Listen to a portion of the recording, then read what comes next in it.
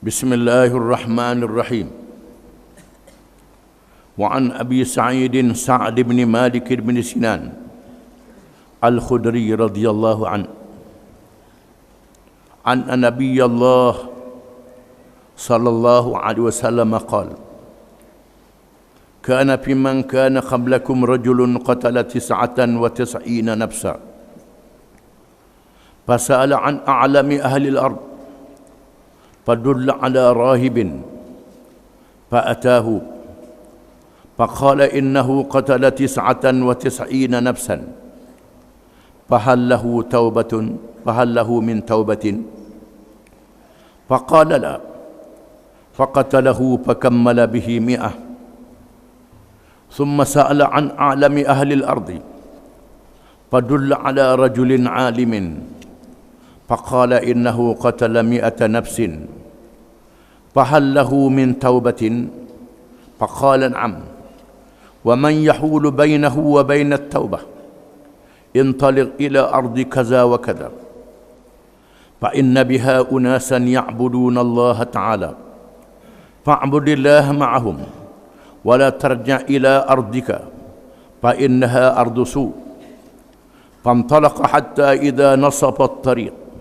أتاه الموت فاقتسمت فيه ملائكة الرحمة وملائكة العذاب فقالت ملائكة الرحمة جاء تائبا مقبلا بقلبه إلى الله تعالى وقالت ملائكة العذاب إنه لم يعمل خيرا قط فأتاهم ملك في صورة آدمي فجعلوه بينهم أي حكما فقال قيسوا ما بين الأرضين فإلى أيتهما كان أدنى فهو له فقاسوا فوجدوه أدنى إلى الأرض التي أراد فقبضته ملائكة الرحمة متفق عليه وفي رواية في الصحيح فأوحى الله تعالى إلى هذه أن تباعدي وإلى هذه أن تقربي وقال قيسوا ما بينهما فوجدوه إلى هذه أقرب بشبر فغفر له. Maksudnya dari Abi Sa'id Sa'ad bin Malik bin Sinan Al-Khudri radhiyallahu anhu. Abu Sa'id Al-Khudri ialah salah seorang sahabat yang banyak meriwayatkan hadis selepas Abu Hurairah dan sahabat-sahabat yang lain yang sepertinya. Katanya bahawa Nabi Allah sallallahu alaihi wasallam, iaitulah Rasulullah SAW, pernah bersabda, ada di kalangan umat zaman dahulu seorang yang telah membunuh 99 orang. Cerita umat zaman dulu di kalangan kaum Nabi-Nabi zaman dahulu. Kemungkinan kalangan Bani Israel. Ada seorang yang melakukan jenayah sehingga bunuh 99 orang. Lalu dia bertanya, siapakah yang alim di kalangan penduduk bumi? Dia tanya ada orang alim. Orang alim, bukan alim sebarang alim. Alim sungguhlah. Aku nak tanya masalah. Tunjuk kerana dia sudah sesal. Sebab dia bunuh 99 orang. Lalu ditunjuk kepada seorang rahib. Rahib ini tok lebah. Ditunjuk pada seorang tok lebah. Tengok kawan tu semayang jadi tok imam semayang pula. Doa panjang pula, wirid pula, ingatkan alim. Rupanya tok lebah dia. Rahib ini tok lebah lah. Lalu ditunjuk pada seorang lebah, rahib. Seorang ahli ibadat. Dia bukan alim, dia ahli ibadat aja. Rajin ke sejid. Jadi tok imam pula tu baca doa panjang pula tu, rahib. Berzikir pula, tunjuk seorang rahib. Lalu dia menemui tok lebah tu dan berkata sesungguhnya dia telah membunuh 99 orang. Adakah baginya peluang untuk bertaubat? Ada peluang tak saya bertaubat? Saya ini bunuh 99 orang. Lalu kata rahib itu, kata Tok Lebah tu, "Dak, mu jahat dah lalu. Dak kadalah mu jahat, bunuh 99 orang. Tak kada Tuhan tak terima taubat." Lalu dibunuhnya rahib itu. Pada muka. Dia tak reti. Tok Lebah je. Orang tanya dia jawab juga. Boleh sakit. Nya katok Tok Lebah ni mati. Maka genap 100 orang. Jadi 100 orang. Kemudian dia bertanya berkenaan dengan orang yang alim. Ada dua orang alim ni kalangan penduduk. Aku nak tanya. Lalu ditunjuk pada seorang yang alim. Lalu ditunjuk, oh ni orang alim sungguh. Orang alim sungguh yang ada ilmu berkenaan dengan agama. Ditunjuklah pada sianu yang alim.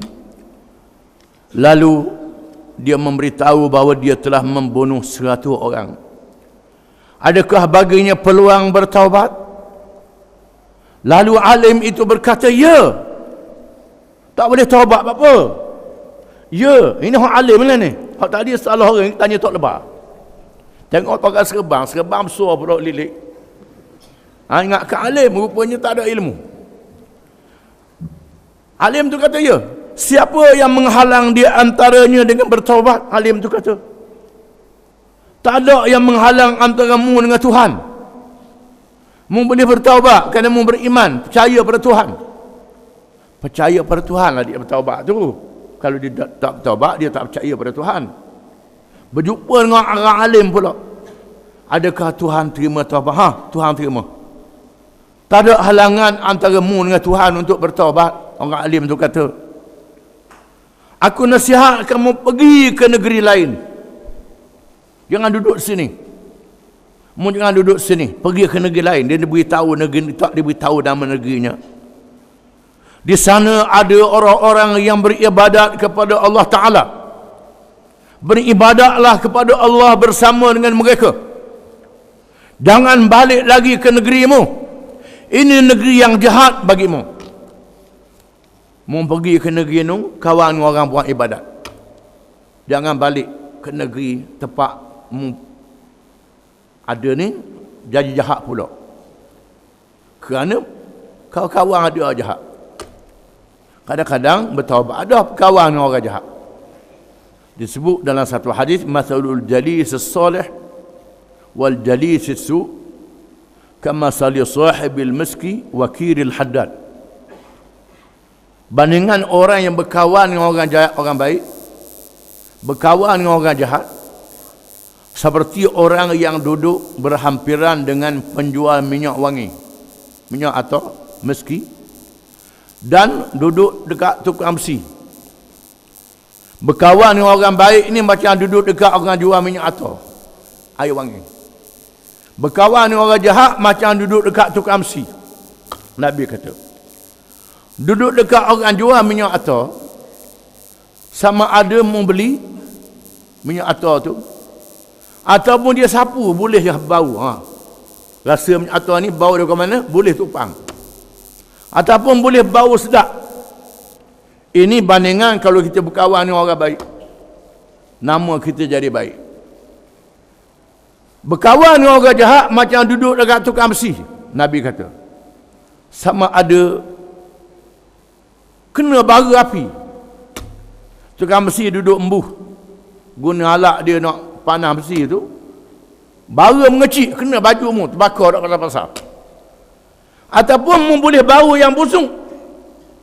Boleh bau busuk daripada hembusan tukang besi itu. Ini bahana berkawan dengan orang jahat, kata Nabi. Inilah yang dimaksudkan dalam hadis ni. Mu jangan balik ke negerimu, pergi negeri lain. Mu duduk ni, mu kawan dengan pokok-pokok jahat, kawan-kawan jahat. Pergi negeri lain, berkawan dengan orang yang baik. Lalu dia pun bertolak sehingga sampai separuh jalan, tiba-tiba dia mati. Dah siapa kan negeri dia nak pergi, mati tengah jalan. Maka berbalah di antara malaikat rahmat dan malaikat azab. Tu malaikat. Kerana ruh orang yang mati, kalau dia orang baik, malaikat rahmat bawa ruh dia mendapat nikmat syurga. Kalau dia orang jahat, malaikat azab bawa dia pergi ke azab neraka.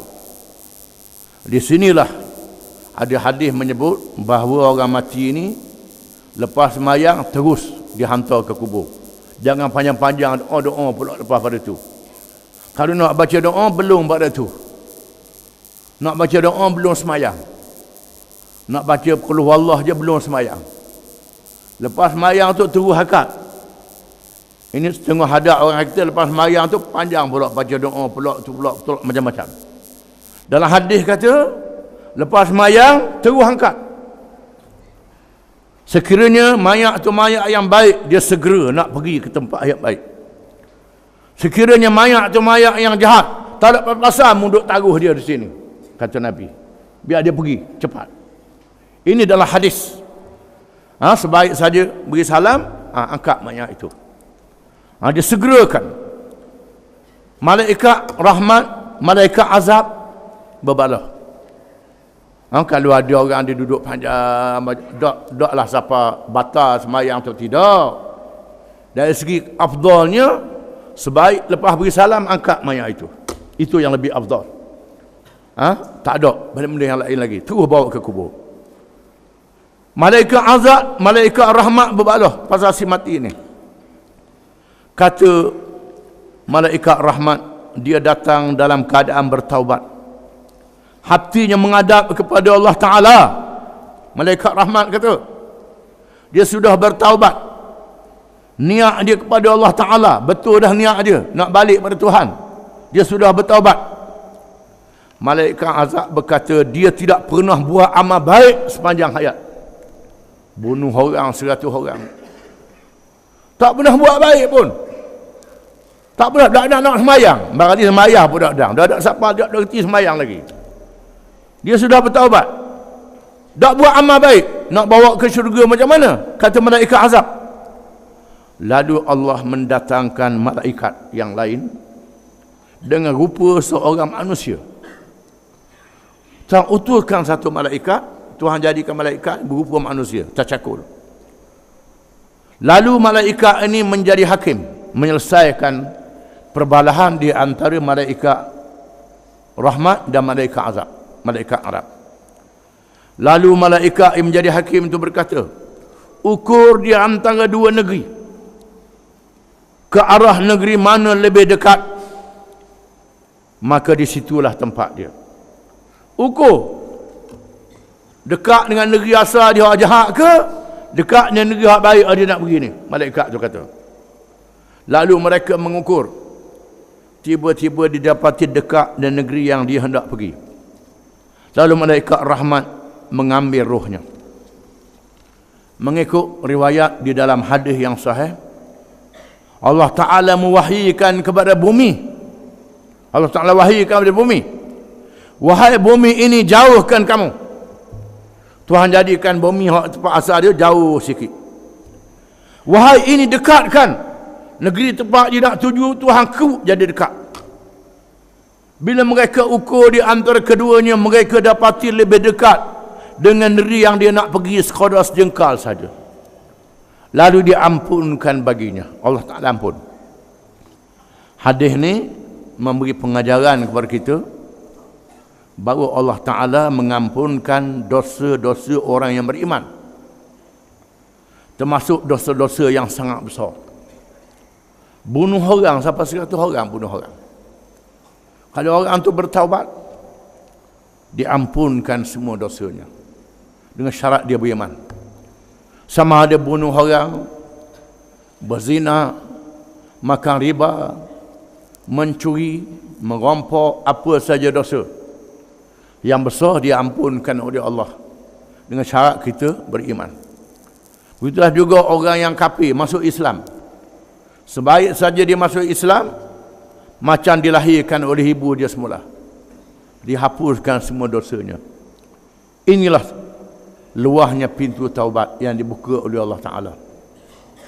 Macam dia sebut dalam hadis yang kita baca dulu, wahai hamba-hambaku, sekiranya kamu datang menghadapku untuk bertaubat dalam keadaan sepenuh bumi dosa, Tuhan kata, Aku akan datang kepadamu dengan sepenuh bumi keampunan.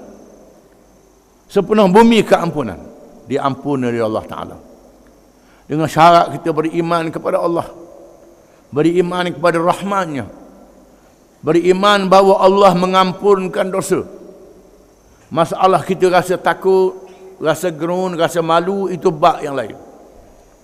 Kita beriman Allah Ta'ala mengampunkan dosa, mesti beriman. Jangan duduk main bercakap, dah kada, dah aku ni pakat neraka, dah dia sendiri letak hukum dia dalam neraka. Itu pun orang. Itu tak percaya kepada rahmat Allah Ta'ala. Jangan begitu. Sifat orang beriman tidak berputus asa. La taqnatu min rahmatillah. Jangan kamu putus asa pada rahmat Allah Ta'ala. Rahmat Allah Ta'ala sangat luas. Mengampunkan dosa hamba-hambanya. Allah Ta'ala tahu hamba-hambanya adalah makhluk yang lemah. Allah Ta'ala tahu ada kelemahan. Dengan sebab itu Allah Ta'ala buka pintu taubat yang seluas-luasnya. Adapun mereka yang tak mahu taubat ni, mereka yang merasakan gagah sangat, kuat sangat, tak perlu berrahmat Allah, itu tak boleh, punah. Di dunia punah, di akhirat pun punah. Na'udzubillahi min dzalik. Wallahu a'lam. Termasuklah dosa-dosa yang berkait dengan hukum hudud. Yang berkait dengan hukum hudud ni dan hukum qisas, sekiranya dia bawa ke mahkamah, maka dijatuhkan hukuman. Sebelum dibawa ke mahkamah, dia bertaubat dulu, dia ampunkan dosanya. Bahkan Nabi bersabda, barang siapa yang buat kesalahan yang berkait dengan hudud, adalah lebih baik dia bertaubat di antara dia dengan Allah Ta'ala. Jangan cerita ke orang. Kecuali cerita ke orang alim kerana nak tahu hukum, itu tak apa. Tanya orang alim kerana nak tahu hukum, tak apa. Orang alim tu jangan tanya Tok Lebah lah, yang Tok Lebah punah pula. Tanya orang alim yang tahu, dia bertaubat. Kerana cerita ke orang, saya ni buat dosa berzina, buat dosa ni. Tanya orang alim. Maka orang alim akan ikut Quran dengan hadis. Allah Ta'ala ampunkan dosa.